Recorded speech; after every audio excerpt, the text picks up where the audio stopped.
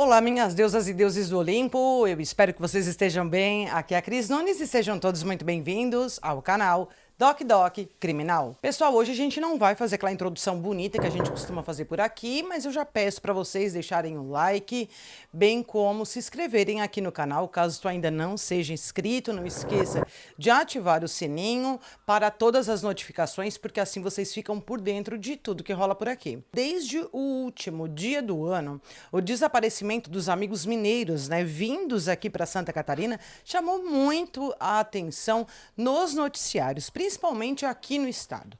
Esses corpos eles foram encontrados e, segundo a investigação, o crime ele teria sido cometido pelo grupo criminoso PGC, que é o primeiro grupo catarinense. Estamos aguardando as novas informações para trazer para vocês tudo completo. Hoje eu gostaria de contar para vocês um pouquinho sobre como começou esse grupo aqui em Santa Catarina, a história do PGC, como eles atuam, justamente para deixar todos vocês bem informados. Além disso, eu vou estar trazendo aqui nesse vídeo um caso de um casal bem novinho, tá? Que teve uma morte com um grande requinte de crueldade. Esses vídeos eles foram parar na internet.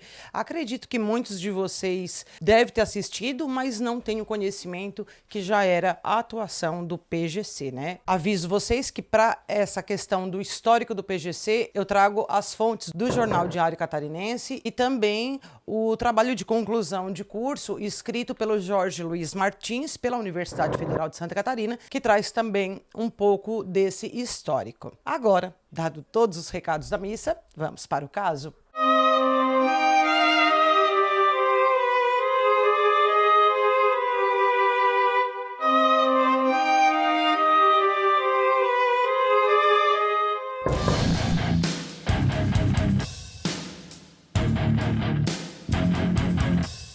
Bom, a gente precisa entender que uma organização criminosa se trata de uma associação, a partir de 4 ou mais pessoas estruturalmente ordenadas e caracterizadas pela divisão de tarefas, que busca, então, obter as vantagens através das práticas de crimes graves. O que diferencia muitas facções brasileiras de outros grupos criminosos é o uso do discurso com forte apelo ideológico.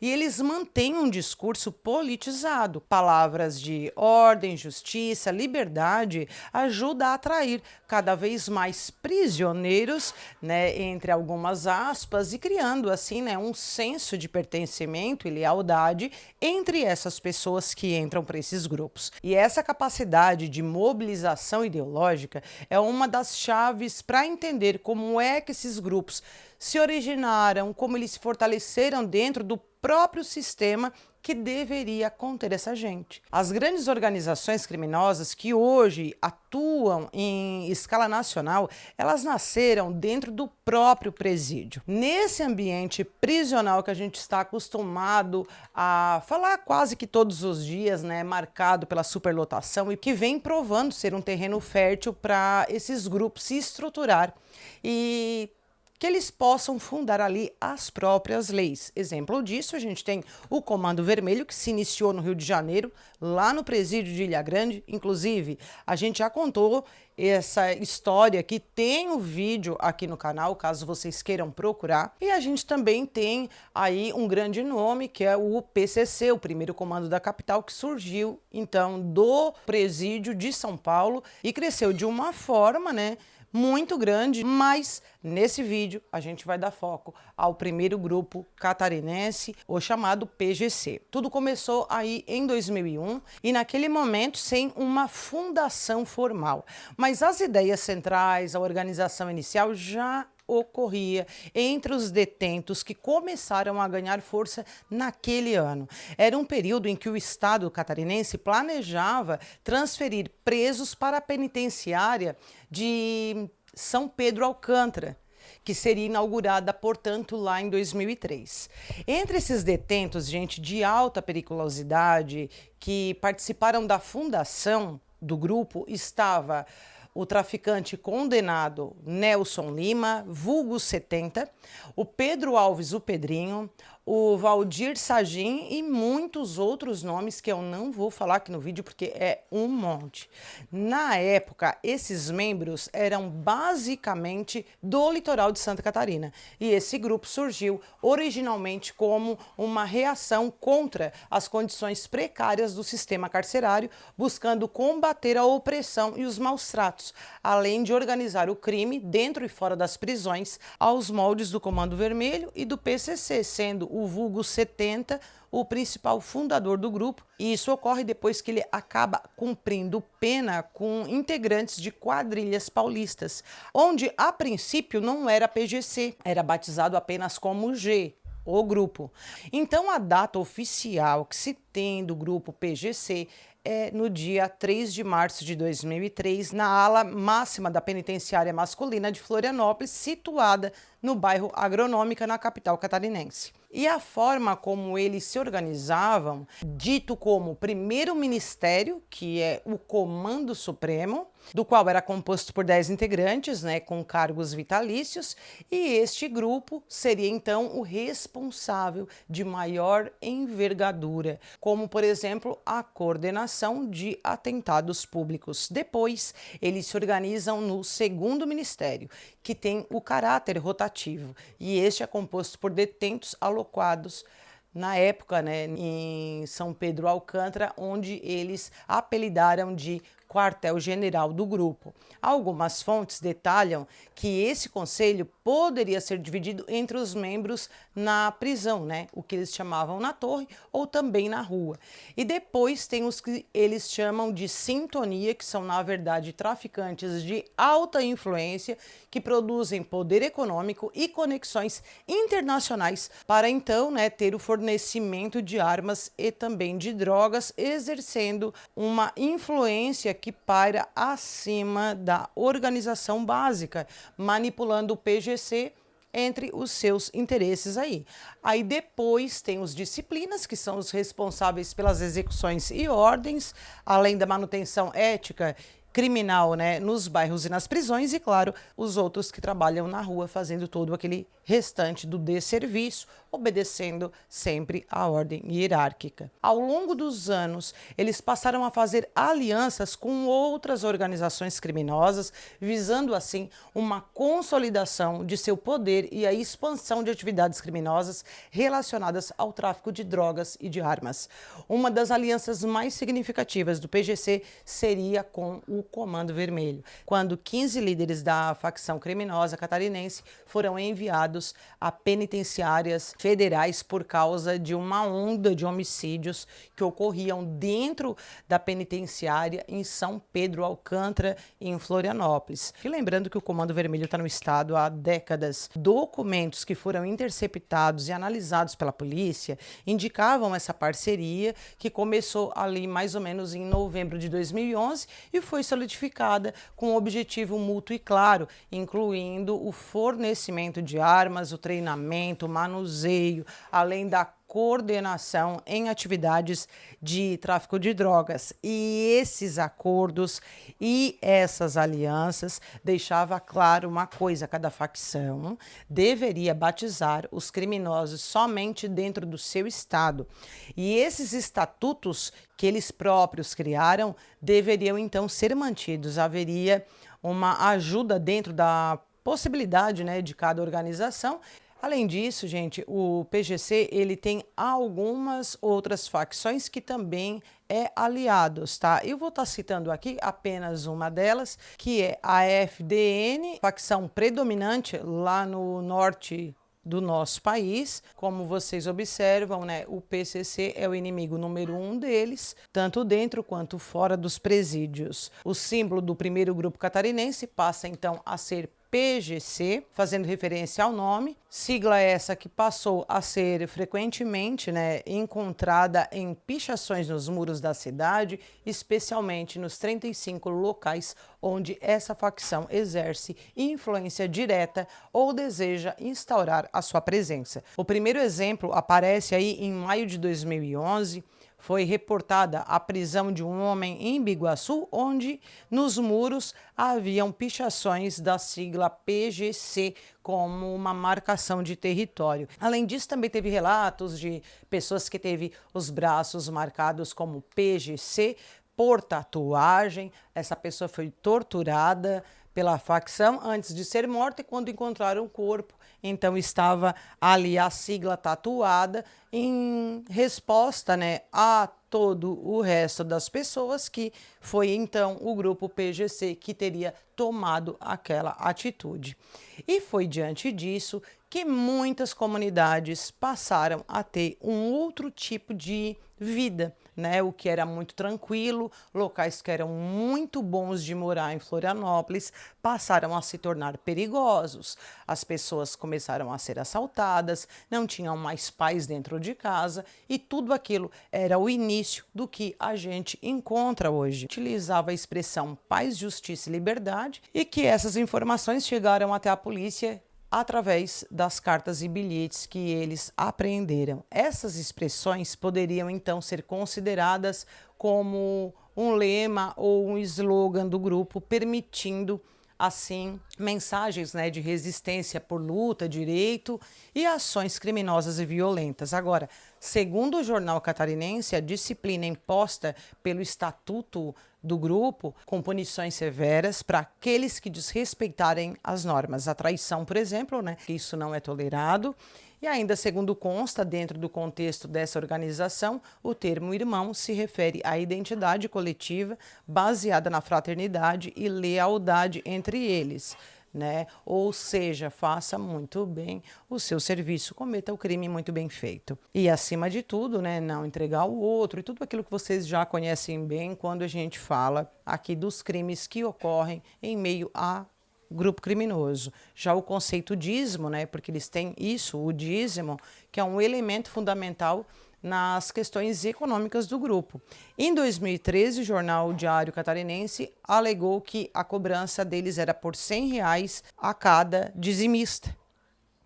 É isso mesmo. Então, como era bastante pessoas, né, eles conseguiam arrecadar uma grande quantidade de dinheiro, e isso fazia com que eles aumentassem a compra de drogas e armas, pagamentos também de advogados de defesa, apoio às famílias de membros do grupo que estavam presos e financiamento, né, de atentados e outras atividades criminosas. E quem não paga o dízimo, né, com certeza vai pagar de uma pior forma, porque isso é algo que não é tolerado. E para vocês terem ideia de como funciona a coisa, né, havia um detento preso, o Edson Vieira Sarmento, que, segundo informações do próprio jornal, ele, por não ter pagado o dízimo, ele acabou sendo assassinado dentro do presídio.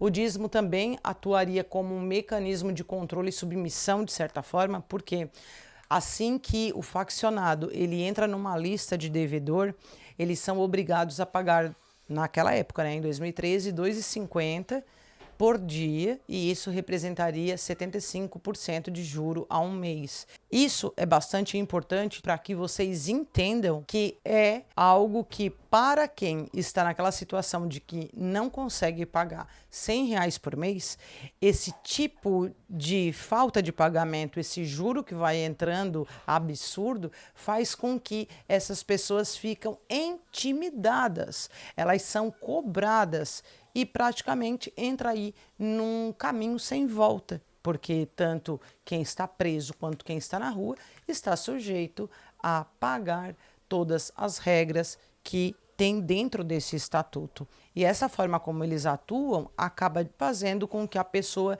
tenha essa dependência financeira dentro da própria relação com os demais faccionados, né? Reforçando assim uma autoridade e um controle sobre aquele indivíduo que está devendo. Nessa época, em 2013, a cidade de Florianópolis ela cobertava a disputa silenciosa que havia entre os pontos de venda, os grupos criminosos, e o Estado, ele de certa forma negava a existência do grupo, né, catarinense, que crescia ali dia a dia cada vez mais e de uma forma muito sorrateira. Isso se passa 9 anos. quando o grupo ele começa a ganhar visibilidade pela mídia. E isso acontece porque a agente penitenciária, a Deise Fernanda Melo Pereira Alves, de 30 anos, ela foi morta a tiros em frente à casa da mãe dela, no bairro Roçado, em São José, assim que ela chegava da aula no período noturno. E o assassinato, segundo o jornal Diário Catarinense, ele foi amplamente atribuído à suposta retaliação cometida pelo PGC. Ainda conforme o jornal, esse ato de violência era endereçado, na verdade, para o marido dela, o seu Carlos Antônio Gonçalves Alves, que na época era diretor da penitenciária de São Pedro e onde abrigava os líderes do PGC. E depois disso desencadeou-se então uma série de atentados em Santa Catarina atribuídos a esse grupo.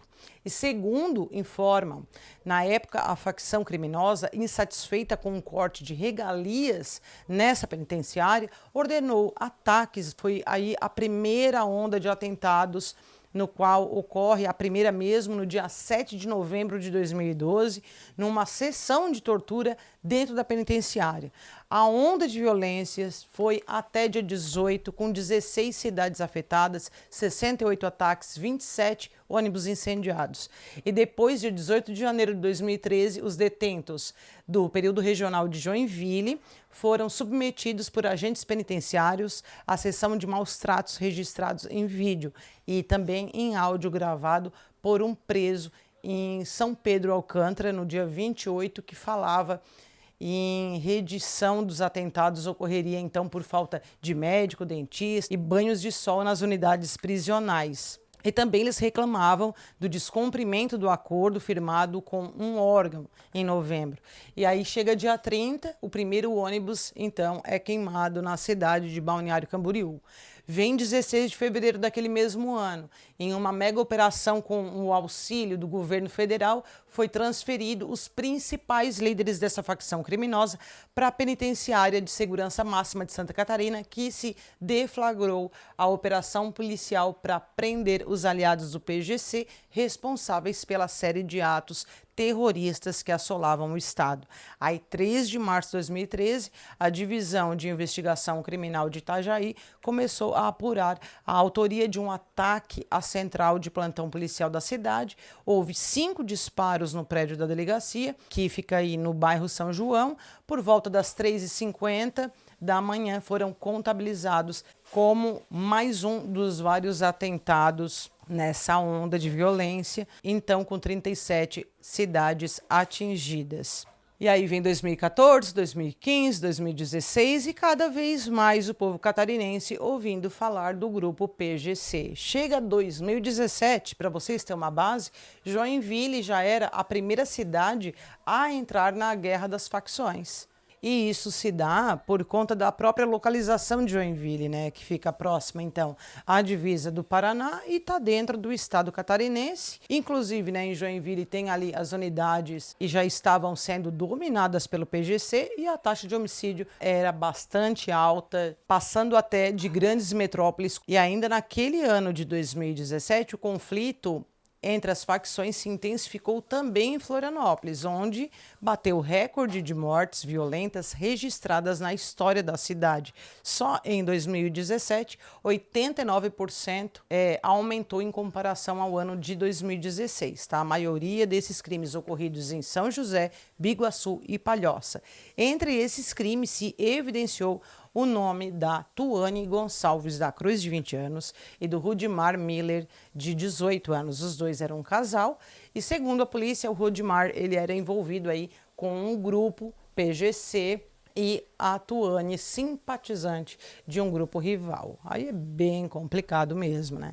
E o que acontece é que na noite de 19 de novembro de 2017, a Tuane e o Rudimar, que não estavam naquele momento portando nenhuma droga, acabaram sendo abordados pela polícia. A polícia, vendo que eles não tinham nada, acaba liberando os dois. Mas aí o David e o Sidney Valmir Silveira de Mello, que ocupavam ali o cargo de disciplina da facção criminosa, eles passam a desconfiar da rápida liberação do casal e começam a imaginar que os dois teriam entregado, né, as atividades ilícitas da facção. E além disso, o Rudimar e a Tuane teriam curtido uma foto da rede social de um componente da facção rival, o que desagradou por demais o David e o Sidney. Foi então que, com o auxílio do Maicon França Taubé, o Luciano e Evandro Lima Soares, eles deram início ao sequestro do casal. E naquela mesma noite, a Tuane e o Rudimar, eles foram levados até a casa do Sidney, depois transferidos para a casa do David, onde foram severamente interrogados, submetidos a intenso sofrimento, sendo espancados a socos e pauladas. O interrogatório ele foi gravado para servir de base de julgamento para demais integrantes da facção criminosa, até que chegou a ordem, da liderança do grupo, dizendo que deveria ocorrer a execução. E foi assim que na noite seguinte, já dia 20, o Rudimar ele foi levado até um terreno baldio no bairro Aririú, em Palhoça, onde ele foi extremamente agredido, recebeu diversos golpes de faca, ele foi queimado e conta a delegada Raquel que ele teve a cabeça decepada. Eu não vi esse vídeo, não tenho como afirmar para vocês se realmente ele teve a cabeça retirada, mas o fato é que a delegada afirma isso ao jornal Gazeta, mas tudo isso foi filmado, tá, gente, e divulgado na internet. E o corpo do Rudimar, ele é deixado no bairro Pacheco, próximo à BR-101, onde também continha uma placa escrita "O tu morreu porque é cagueta". E o corpo ele foi encontrado já na manhã do dia seguinte, dia 21. Agora a Tuane, ela é levada até uma estrada de chão na região de mata, próxima à BR-282, lá em Águas Mornas, onde também ela foi esfaqueada, queimada viva, mutilada. A delegada Raquel informou que a Tuane também teve a cabeça decepada. E após as mortes, os criminosos, eles gravaram ali um vídeo comemorando todas as duas execuções junto com os cadáveres, e isso sai na internet. Logo, isso cai também na mão da polícia, é encontrado o corpo do Rudimar, começa a investigação e foi identificado de cara 6 pessoas e uma delas posteriormente foi liberada. Eu não vou estar contando muito bem passo a passo aqui, porque senão o vídeo vai ficar gigantesco, mas eram 6 indiciados, um deles então foi liberado. Na residência onde o Rudimar e a Tuane ficaram ali, abrigados, eles encontraram drogas, munições, dinheiro e informações de tráfico escrito em cadernos.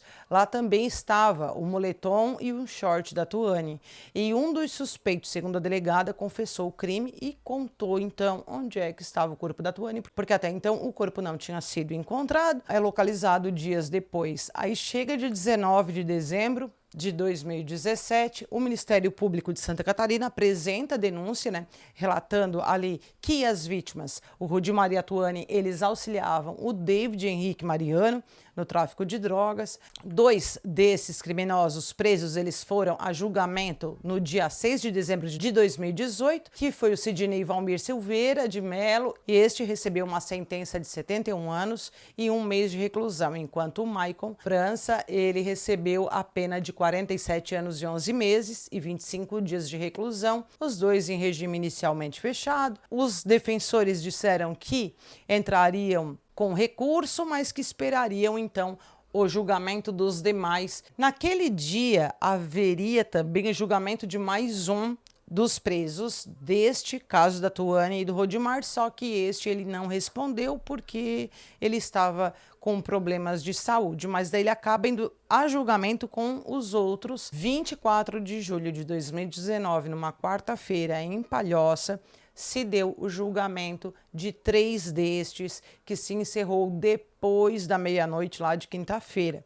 O David Henrique Mariano, ele foi condenado a 72 anos. O Evandro Lima Soares recebeu uma pena de 47 anos e 8 meses de prisão em regime inicialmente fechado. O Luciano Silva, ele foi inocentado dos crimes de sequestro e organização criminosa, condenado a 40 anos e 1 mês de prisão em regime inicialmente fechado. Segundo a reportagem do G1, a defesa, naquele momento, buscava a anulação de um deles, porque eles entenderam, a defesa que foi visto pelo júri como não participante de uma organização criminosa, então ele não tinha o porquê estar sendo condenado por homicídios e que eles então entrariam com recurso. Isso porque faltava elementos nos autos que comprovassem a liderança dele no grupo criminoso.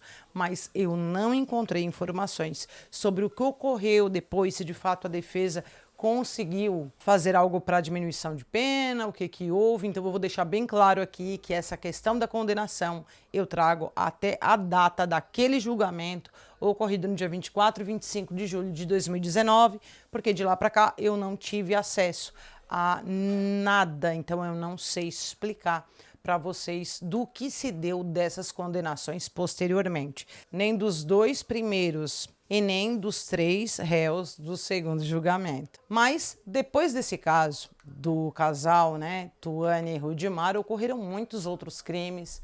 As principais causas apontadas pela Segurança Pública de Santa Catarina para que ocorra esse crescimento de violência na região está relacionado à guerra entre as facções do PGC, que é o primeiro grupo catarinense, e o PCC, o primeiro comando da capital, que tenta inclusive expandir a sua área de atuação dentro do território nacional, e o reflexo entre as organizações criminosas, no entanto, não passa despercebida pela população. Quando o crime ele não é gravado e o vídeo não é vazado, mesmo assim, a hora que encontram os corpos é extremamente absurdo. E uma outra coisa que eu esqueci de falar e eu gostaria de dizer é que parece que o valor do dízimo, obviamente agora ele é mais alto. Isso também fortalece o meio criminoso. A polícia, por sua vez, ela enfrenta, com grandes ações esses grupos criminosos aqui no estado. A vinda de mais moradores para cá tem ocorrido ainda mais conflitos,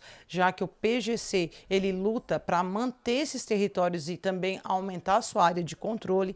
Então qualquer desconfiança mínima por parte do grupo contra alguém que possa oferecer um sinal de ser participante de um grupo rival, a chance de dar muito ruim é alta, gente.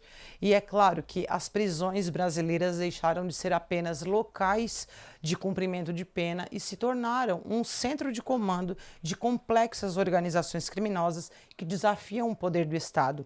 Esses grupos, eles criaram uma estrutura paralela de poder com as leis, hierarquias e uma enorme capacidade de expansão. Então nós temos de um lado organizações que se adaptam constantemente para manter as suas comunicações e o seu poder. De outro lado, agentes da inteligência que vão estudando, aprimorando ali os métodos para se antecipar quanto às ameaças. É um jogo dinâmico o tempo todo, por informação e controle, disputado tanto dentro quanto fora dos muros das prisões, mas o que traz preocupação em tudo isso é até quando, Será que esse problema nosso vai ser diário? Santa Catarina tem uma polícia que é atuante, sim, contra grupos criminosos. O governador, ele é um pouco enérgico quanto às falas dele, mas se percebe que ele investe pesado na segurança pública. Mesmo assim, está longe de conseguir acabar com o crime organizado. É preciso lembrar que outros estados adaptam também esse tipo de conduta. Mas acima do governador e acima da polícia existem outros políticos que pensam completamente diferentes. Eles veem o criminoso como alguém vítima da sociedade. Então, de certa forma, eu pelo menos entendo que então tem o direito de matar, passar ali uns 5 anos preso e daqui a pouco ter uma redução de pena. Esses grupos, como vocês veem, eles lucram muito. Então, eles conseguem pagar bons advogados, que já trabalham brincando de tanto que atende esse tipo de gente. Mas, como todo criminoso tem o direito de ter seu defensor, o advogado está apenas fazendo seu serviço e, geralmente, faz até muito bem feito. Não é à toa que tem uma cambada de bandido aí na rua. E, acima de tudo, se tu não é bandido, não usa tatuagem de bandido. Se tu não é bandido, não usa roupa de bandido. Se tu não é bandido, não anda como bandido, porque tudo isso se torna muito perigoso. Santa Catarina, assim como demais estados, tem sim a sua facção criminosa que vive em guerra com outra facção criminosa, e aí começa toda aquela violência. Quem mais sofre é o morador daquela região que um dia teve sossego e paz na vida, podendo sair na rua tranquilamente e hoje é assaltado porque a facção faz questão de levantar cada vez mais dinheiro. Santa Catarina é um estado bom? De certa forma, mas também aqui tem violência, aqui tem gente esquartejada, aqui tem noticiários terríveis, mas que não são noticiários do Brasil todo. Cansei de dizer para vocês que é muito difícil conseguir acessar as informações do nosso próprio estado. É difícil conseguir acesso aos autos de um processo, é tudo muito complicado, gente. Então não pensem que Santa Catarina é um mar de rosas, que é uma bênção divina pura, porque não é. Até porque se fosse tudo isso de bom, maravilhoso, estava todo mundo rico. Então não vão atrás desses tolinhos aí da internet, plantando só coisa boa aqui, porque não é isso. Espero que vocês tenham gostado do vídeo. Um grande beijo e que o universo nos abençoe.